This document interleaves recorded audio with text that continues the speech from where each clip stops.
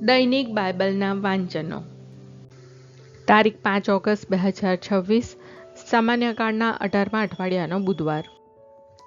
આજે માતા ધર્મસભા માતા મરિયમના મંદિરનું પ્રતિષ્ઠાપનનો તહેવાર ઉજવે છે.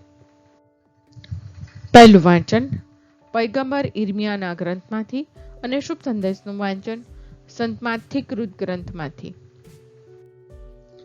પહેલું વાંચન પયગંબર ઇર્મિયાના ગ્રંથમાંથી, અધ્યાય 31, કલમ 1-7.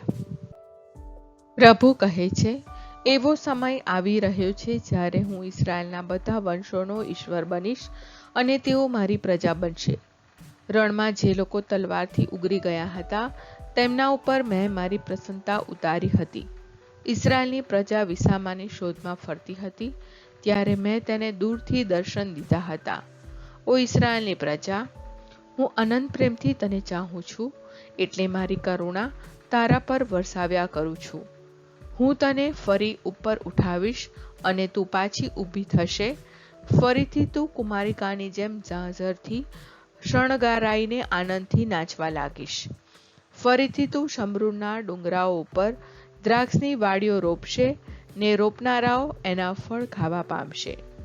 જરૂર એવો દિવસ આવી રહ્યો છે જ્યારે એફ્રાઈમના પર્વતો ઉપરથી પહેરેગીરો પુકાર કરશે, ચાલો આપણે સિયોનની યાત્રાએ જઈએ, આપણા પરમેશ્વર પ્રભુને દર્શને જઈએ.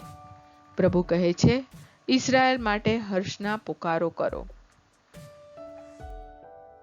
પ્રજાઓમાં અગ્રણી માટે જય જયકાર કરો. મુક્ત કંઠે સ્તુતિ કરીને કહો, પ્રભુએ પોતાના લોકોને, ઇસરાયેલના બાકી રહેલાઓને ઉગારી લીધા છે. આ પ્રભુની વાણી છે, તે આપણો આધાર છે. શુભ સંદેશનું વાંચન સંત માથી કૃત ગ્રંથમાંથી, અધ્યાય 15, કલમ 21-28.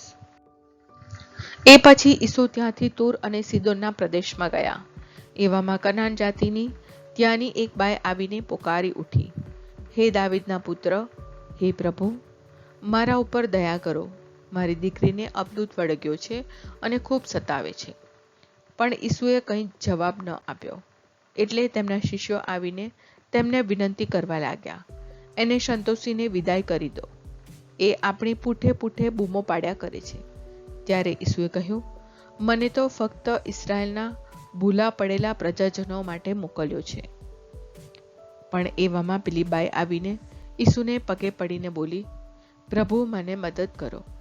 ત્યારે ઈસુએ જવાબ આપ્યો, છોકરાના મોઢામાંથી રોટલો લઈને ગલુડિયાને નાખવો એ સારું નથી. પેલી બાઈએ કહ્યું, સાચું પ્રભુ, છતાં ગલુડિયા પોતાના માલિકનું વધ્યું ઘટ્યું તો ખાય છે. ત્યારે ઈસુએ તેને કહ્યું, ઓ બાઈ, તારી શ્રદ્ધા જબરી છે, તારી ઈચ્છા ફળો. અને તે જ ઘડીએ તેની દીકરી સાજી થઈ ગઈ. આ પ્રભુની વાણી છે, તે આપણો આધાર છે. પ્રાર્થના. ઓ મારા પ્રભુ ઈસુ, હું મારા પાપો માટે પસ્તાવો કરું છું. મારા પાપો માફ કરો. મારા હૃદયમાં આવો. હું તમને મારા પ્રભુ અને તારણહાર બનાવીશ. આમેન.